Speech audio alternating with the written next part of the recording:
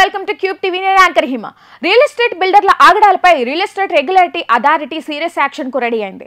అసలు పర్మిషన్ లేని ప్రాజెక్టులపై ఇష్టం వచ్చినట్టు ఫేక్ ప్రచారాలు పబ్లిసిటీ చేసుకుంటున్న బిల్డర్ల ఆగడాలపై దృష్టి సారించింది.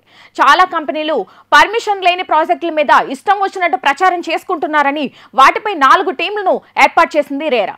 ఈ 4 టీంలు ఆయా కంపెనీలు ప్రచారం చేస్తున్న ప్రాజెక్టులపై సర్వేలు చేసి నివేదిక ఇవ్వాలని ఆదేశించింది. దీనికోసం శుక్రవారం ఉత్తర్వులు జారీ చేసింది.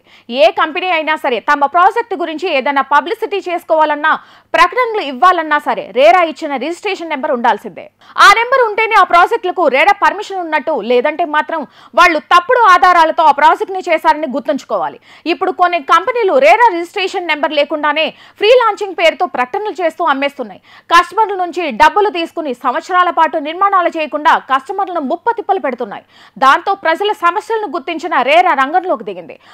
అసలు రిజిస్ట్రేషన్ నెంబర్ లేకుండానే ప్రకటనలు, హోర్డింగ్లు, ఫ్లెక్సీలు కడుతున్న కంపెనీలపై, అలాగే వెబ్సైట్లు కూడా నడుపుతున్న వారికి షోకాజ్ నోటీసులు ఇవ్వాలని ఆదేశించింది RERA. Joint director Venkataramireddy K Prabhakar నేతృత్వంలో వేసిన కమిటీ శ్రీశైలం హైవే, దక్షిణ హైదరాబాద్ ఎయిర్పోర్టు, బెంగళూరు నేషనల్ హైవేల చుట్టూ తనిఖీలు చేసి నివేదిక ఇవ్వబోతుంది. ఇదే కాకుండా హైటెక్ City, Nagpur national highway, Warangal highway, west Hyderabad ఏరియాల్లో additional registrar D Ravinder Jagadish ఆధ్వర్యంలో ఉన్న కమిటీ సర్వే చేస్తుంది.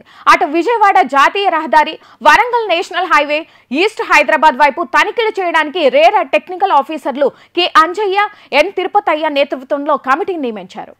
ఇంకోవైపు Mumbai national highway, north Hyderabad, Nagarjuna Sagar highway ప్రాంతాల్లో legal cell AD H Chandravadana, K Niranjan Rao ఆధ్వర్యంలో ఉన్న కమిటీ సర్వే చేసి షోకాజ్ నోటీసులు ఇవ్వనుంది. దాంతో తప్పుడు ప్రాజెక్టులతో మోసం చేస్తున్న బిల్డర్ల గుండెల్లో రైళ్లు పరిగెడుతున్నాయి. ప్రజలు కూడా ప్రాపర్టీలు కొనేటప్పుడు దానికి సంబంధించి రేరా రిజిస్ట్రేషన్ ఉందా లేదా అనేది చెక్ చేసుకోవాలని, మోసపోవద్దంటూ రేరా అధికారులు చెబుతున్నారు.